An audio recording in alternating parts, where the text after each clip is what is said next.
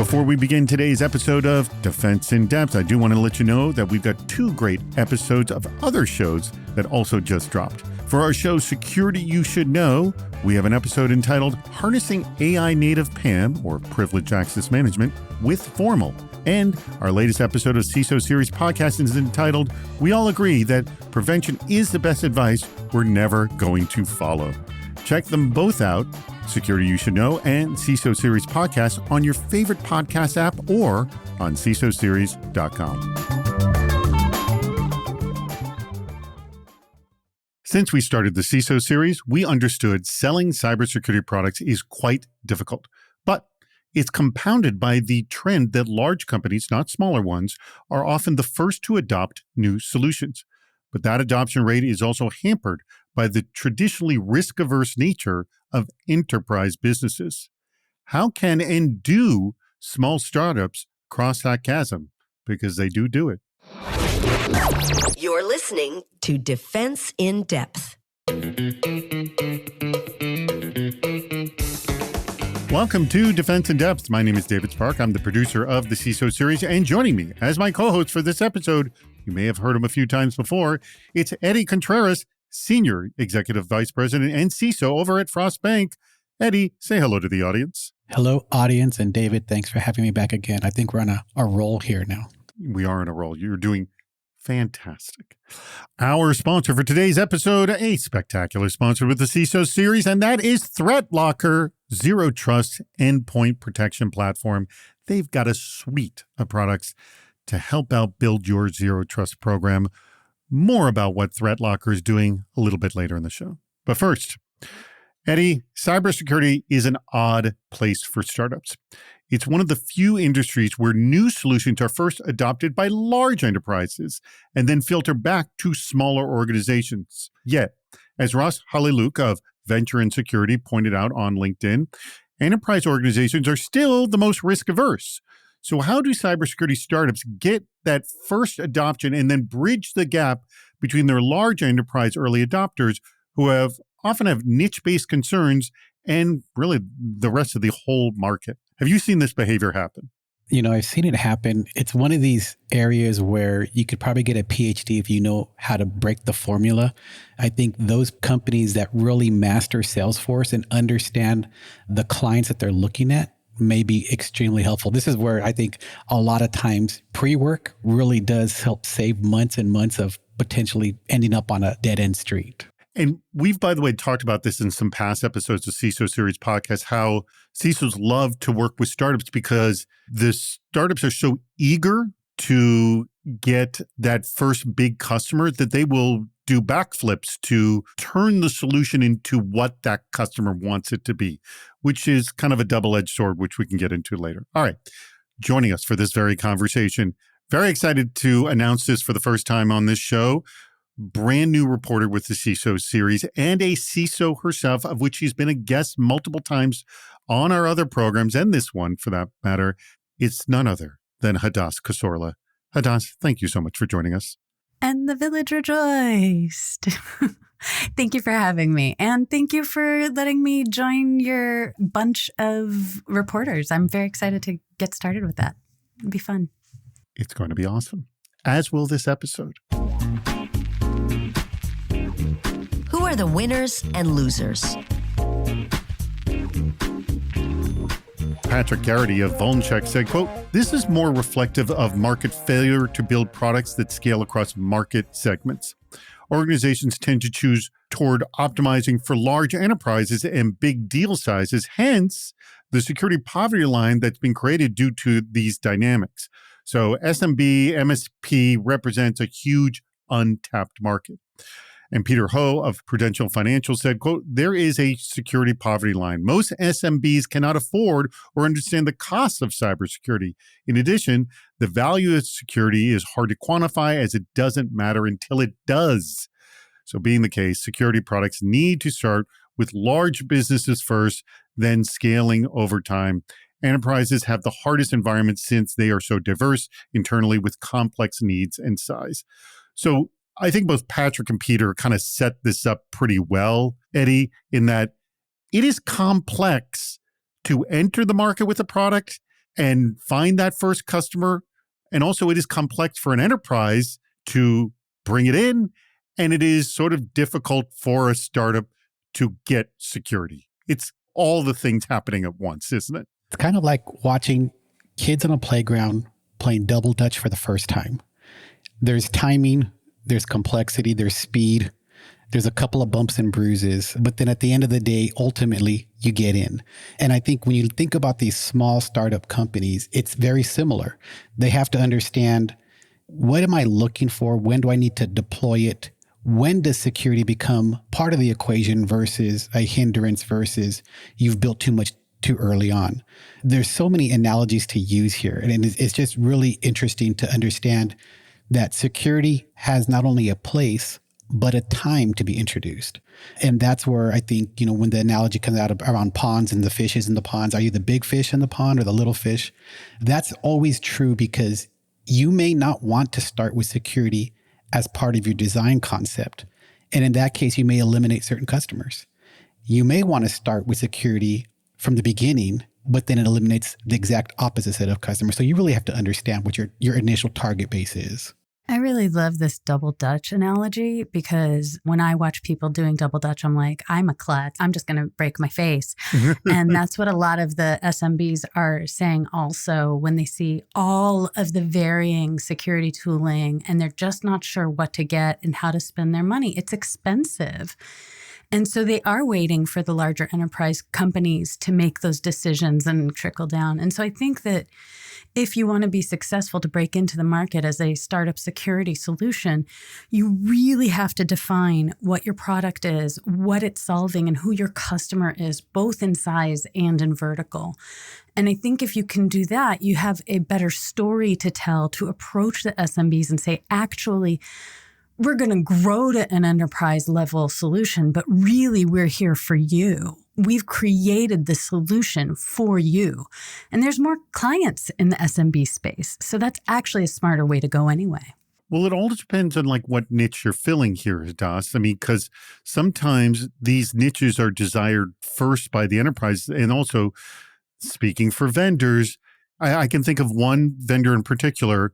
They really early on get a huge first client, and that made their business, because once they were able to drop that name, which they were allowed to do, the floodgates open. So sure, I understand there's a value of creating a product for the SMB market, but getting that one big blue chip client can mean everything. 100%. If you can go viral, go viral. But if you're trying to hit that 1 out of 1,000, good luck, or even 1 out of 10,000, good luck.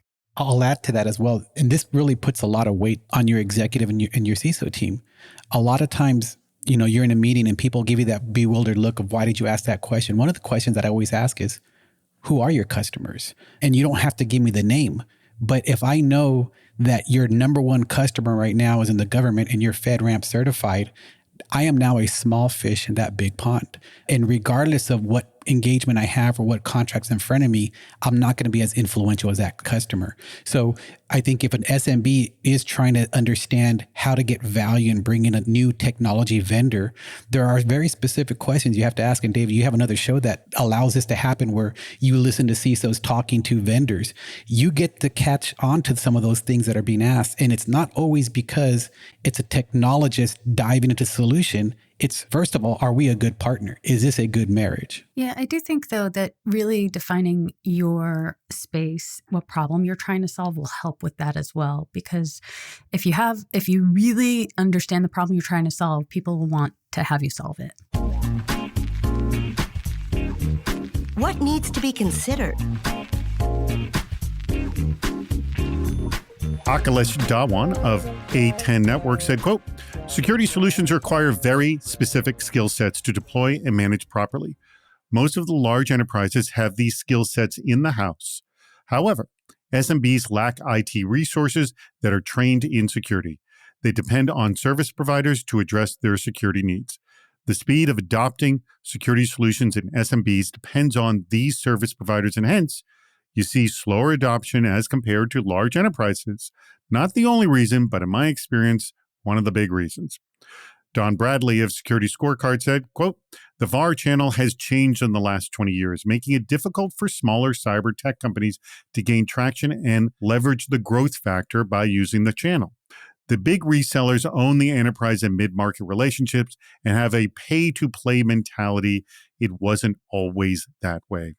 I don't know about that sort of last phrase of pay-to-play, but I'll start with you, Hadass, in that, is it the market itself, this sort of dynamic of the way the VARs are playing and how the enterprises have so much weight in that, well, if I do take you on a customer, I'm not going to be able to give you as much attention as an enterprise. Like, does the market itself sort of hurt the SMB buyer, if you will?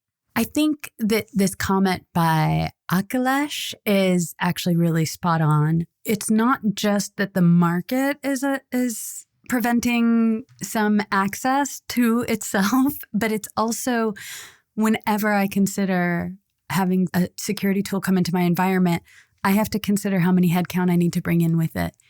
And so it's, I think, on the security tool startups' shoulders to make sure that integrations, implementations, and care and feeding of their products are fairly simple, or that they offer some sort of managed service with their product. We've gone through roller coaster in the industry of, I can't find any talent, I'm trying to hire, I need more talent, more people, to now I can only have the headcount I have. And so they need to be able to do the stuff that even if I add new tooling in, or it needs to lower my need for headcount. And so I think that a smart thing for the tooling people, to the startups to think about is, what does this look like from the user side, and how can I make it easier to adopt into an environment? That's a key thing. First, Eddie, how many times have you heard this line? Our tool is so easy, get you up and running in 10 minutes. Never heard it, not once. It's never even part of a sales pitch. I think that you can just Google that, and that just comes on the second bullet point on Google page, number one. Right. But nobody believes that because it never actually happens. It doesn't. And, I was a part of a company one time, and when I came in, I did talk to the team, and I said, let me do my 90-day evaluation, understand where we're at. And understanding the complexity of some of the tools that were in the stack already, understanding the skill set that was present within the company, I immediately understood we have to go through a divorce with a couple of these vendors. Great. They were the top right quadrant of Gartner. Great. They were the shining star that everybody wanted. Bad. The company didn't have the skill set to support the tool set. And so being able to understand when you're bringing technology in, if a company is investing heavily in user-friendly interfaces and less on language and coding and really getting that expertise, skill set involved in the product, you're really starting to define who your audience is. You're defining who your target customers are going to be. Because if you have a product that requires a language knowledge, a skill set, it needs to be integrated into a stack, you're targeting enterprises. If you have a very easy drop and drag user interface where it can code on the back end and allow, entry-level people, you're probably targeting the SMBs. Yes, you can find them in both markets, but typically your bread and butter is based on some of those initial investments that you're doing. And so you have to be wise on where you're putting your money. Ultimately, you'd want to have it all, but out of the gate, you have to come out with a product that you know who your audience is going to be. Yeah, and I also think those SMB companies generally use managed service providers for MSPs for their security services.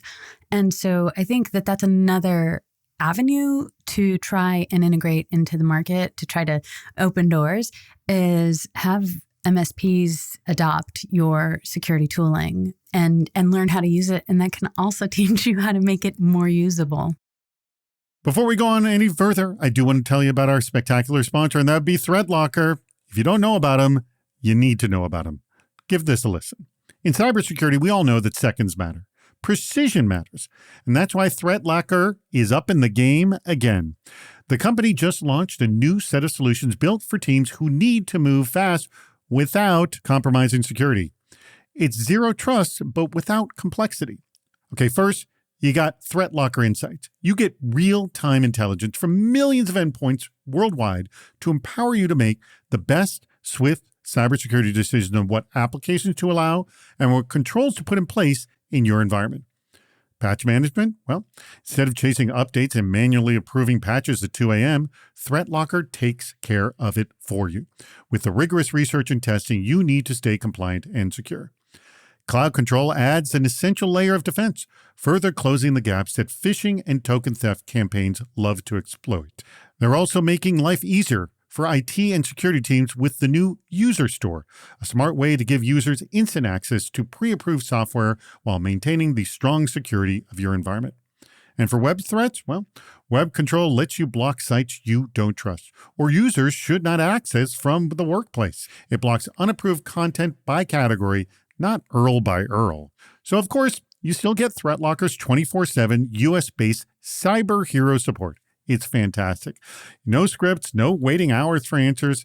They deliver world-class swift support, responding in about 60 seconds. It's kind of incredible. So it's no accident over 50,000 companies now trust ThreatLocker to help them harden their environments against modern threats. If you're serious about tightening your defenses and getting a platform that doesn't slow you down, check out threatlocker.com to learn more. Go to threatlocker.com. It's spelled just the way it sounds, and tell them that the CISO series sent you there. Is anyone happy with this solution? Nicholas K. of Mambu said, quote, I'd add from another angle, influential organizations like Gartner tend to focus on large vendors that can generate significant revenue and long-term partnerships. This dynamic puts startups at a disadvantage compared to large cybersecurity vendors. As a result, innovation from startups may struggle to gain traction until bigger players catch up and potentially acquire them. The most innovative solutions can't reach mass adoption, stifling the very progress needed to address evolving requirements and threats. Breaking this cycle will require a concentrated effort to support and elevate promising startups. I would stress that last line is key. I mean, there has definitely been endless debate around the Magic Quadrant and how do startups break in. And by the way, the conversation we have with vendors all the time who are interested in sponsorship with us is we have this great product. Nobody knows we exist. I mean, this is a common issue. And yes, there are going to be major players that sort of are the kingmakers like Gartner, aren't there, Eddie? There are, right? And I'm going to let a little known secret out. So I work in the financial industry, and the Gartner Magic Quadrant was not built for everybody. And that's the secret. It really is something that most regulated companies can refer to and say, this is why I chose the product or didn't choose the product. And it really helps with your examiners or your regulators or those that have oversight from a governance perspective to make sure that you have the proper equipment there. It's less to do with a small or medium-sized business that says, hey, I chose the Gartner top right quadrant, so therefore I should be better off. Most of the companies that are coming out of the market, whether you're on the chart or not on the chart, you probably have a really good product and you're going to get some good feedback. It's just really the marketing that really helps some of the adoption rates go farther. But the reality is that quadrant, it's there for a reason. There are groups that paid for that, and it's probably not aiming at the SMB area. It really is a different area that likes to refer to that as part of their technology stack, as opposed to a technologist or an innovation company saying, well, we chose somebody in the top right or some of the disruptors that are coming out. I think it's less of that. I agree. I feel like a lot of CISOs maybe will look at the Magic Quadrant to just see who the players are in that area or to see what they offer in those specific solution sets, but not necessarily to choose their solution. And I think especially, again, we talked about this in the previous one, which is if you can go viral, go viral. If you can hit an enterprise, hit it. But if you're trying to break into the industry, SMB is the way to go anyway. And SMBs a lot of them can't afford the security solutions that are paying to participate in Gartner. Aim for the moon, but be okay with reaching the clouds. I think this is something that a lot of companies, specifically the SMBs, have to answer themselves, is understanding how your technology stack is constructed. You can have some disruptors, you can have some leading technologies, you can have some innovators, you can have a splattering of all of those. What you don't want is all of them in one quadrant, because that's going to be a challenge for any company, any SMB that's out there. If you're aiming at just one quadrant, then you may have overspread yourself in that environment. So you do have to understand how to analyze your tech stack, how to introduce some of those disruptors, some of those innovators, and get them brought into your tech stack. But don't be overwhelmed with them. You do have to have some type of balance. What's the next step? Robbie Papp of Upwind Security said, quote, "New technologies come out to address threats, issues that the most sophisticated organizations face. The early buyers replace their homegrown hacks, then the capabilities get commoditized over time and down market." So that seems like kind of a traditional way a lot of markets operate. Brian O'Neill of Run Zero said, quote, "Enterprises will often start small for new technology to prove it out internally and expand more broadly with validation." That seems good. When driving a new security category or disrupting an existing market, this land and expand motion is critical. SMB and mid-market can adopt across a whole organization while still keeping the implementation and rollout to a simple scope versus complex enterprise environments. Good point. It's unique, but not impossible, to have an offering that is a fit for this wide spectrum of markets. So Robbie, in the first comment here, Hadass, said something that kind of sounds standard for most businesses in general. But Brian brings out the point that it's just about showing you can do it, and then you can start to expand. What do you think? I think that's true, but also I don't think Brian goes far enough, especially now. Agentic AI is going to replace some of these security solutions, especially as they are smaller and built for smaller environments. Just to give Brian a little bit of coverage here, this comes from a discussion that was from a while ago. So it's possible that agentic AI was not really on a lot of people's radars. Certainly. And he's still right. I just think that he's not all the way there, which is, yes, you can scope out smaller. And this is what I was saying earlier about making sure you really define your vertical so that you understand their data, you understand what their issues are, you really understand which size of customer you're dealing with. But you also need to think about, can they build this internally for a lot cheaper without me? I actually have a scenario with one of my firms that I was a CISO for, where we got rid of a security tool that we had because we were able to, through a hackathon, build it ourselves to be sufficient for our SMB. And, we saved $45,000 because of that. So I do think you really need to understand what you're solving, who you're solving it for, and whether the build versus buy conversation happening at that company is going to go towards buy. I throw this to you, Eddie. What's your take? There's a rule, that the 80-20 rule, that a lot of people acknowledge and sometimes run their businesses by. You solve for 80% of the problem knowing you may not satisfy the other 20%. And I think some of these smaller companies may have to adjust that rule a little bit. Maybe it's a 60-40 rule. Maybe it's something a little bit more custom to what they're doing, because you're right. The complex enterprise, they may have 15 different operating systems, and a small company may not. They may have 2.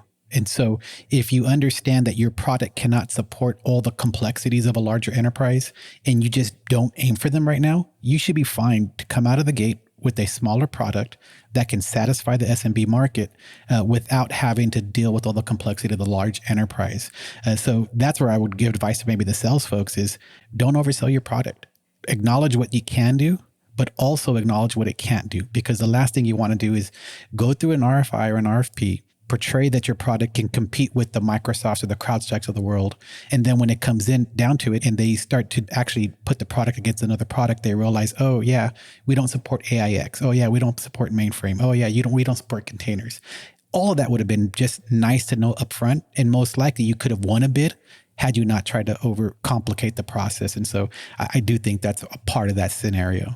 But I'm going to come back to something that I said at the very beginning of this show. And this is what makes a startup very attractive. If your organization is looking for a very sort of unique solution, and there is a startup that's, say, 70% of the way there, you bring them in and you say, hey, if you can get it to this position, what we specifically want, would you do it? Now, what we've heard from a lot of CISOs is, yeah, the startups will do backflips to get big company XYZ to do it. So that may shift them in a different direction, but it will get them to have a big feather in their cap, and then they can start solving all the other issues that you were addressing. Isn't that attractive to a CISO, Hadass? 100%. If I can get a company to come in with a mostly fleshed out solution and also get them to prioritize me on their roadmap. Yeah. Yes. Yes, please. That's why I think this path is still very attractive, Eddie. Yes? It is attractive. And I think it's a part of the ecosystem. I caution the smaller companies, R&D is expensive. Being able to provide some type of certification on your product is timely. And if you don't have expenses and time in your corner, then being able to bring in a customer who has a wish list or even a small company that's solving a very unique problem that you did not plan for can be disruptive, right? And so that's where you see a lot of small companies are forced to sell because they were just really catering to a single customer. They're forced out of the market because they didn't maintain what they came to the market for. And so it is something where I think you do have to hold on to what you started. And yes, you can be influenced by some customers, just manage the influences. For sure. If the startup is relying on my company for 90% of their income, they aren't doing business properly. That is also true. Right. Having said that, if they are managing me well, I'm helping them build their roadmap. I'm also probably helping them with warm handshakes to people in my scenario as well, and can help them grow their business. All right. We have now come to the portion of the show where I asked both of you, which quote was your favorite and why? And I will start with you, Hadass. Do you have a favorite quote and why? Absolutely. The quote by Akhilesh Dhawan, that security solutions require very specific skill sets to deploy and manage properly. That entire quote I love. One, because hat tip to Liam Neeson, right? But also because it really brings up a very huge problem for the company you're selling to and a reframing of security solution tooling, which is, how do I make this easier for the customer to adopt? How do I consider what integrating running looks like so that they can get off the ground? And the easier you make that transition, the easier it is for adoption. Very good point. All right, Eddie, your favorite quote and why? I'm going to go with Peter, and a shout out to the financial industry over at Prudential. So shout out to him. I really like the phrase security poverty line. Which, by the way, tip of the hat to Wendy Nather, who's coined it. It's amazing. When you can bring that into a conversation and quote that phrase, it's phenomenal, because I think that's one of the realisms that a lot of companies have to understand, that there is a poverty line, and at some point in time, you're going to reach it. So you have to manage that partnership with your vendors. No one has an endless budget. Even the largest enterprises out there, at some point, they're going to hit that line. So knowing your poverty line, understanding where it's at, and understanding when it's appropriate to cross it and when it's not. I just love the phrase. So. As do I. It's why we've quoted it often.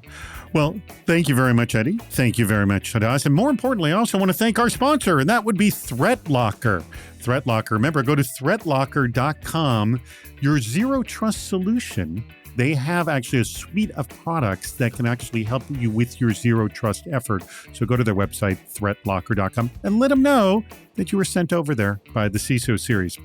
I want to huge thanks also to our audience. As always, I say this often, it gets repeated. It may sound pat, but I truly mean it, because technically the show does not exist without you. We greatly appreciate your contributions and for listening to Defense in Depth. We've reached the end of Defense in Depth. Make sure to subscribe so you don't miss yet another hot topic in cybersecurity. This show thrives on your contributions. Please write a review, leave a comment on LinkedIn or on our site, CISOseries.com, where you'll also see plenty of ways to participate, including recording a question or a comment for the show. If you're interested in sponsoring the podcast, contact David Spark directly at david@cisoseries.com. Thank you for listening to Defense in Depth.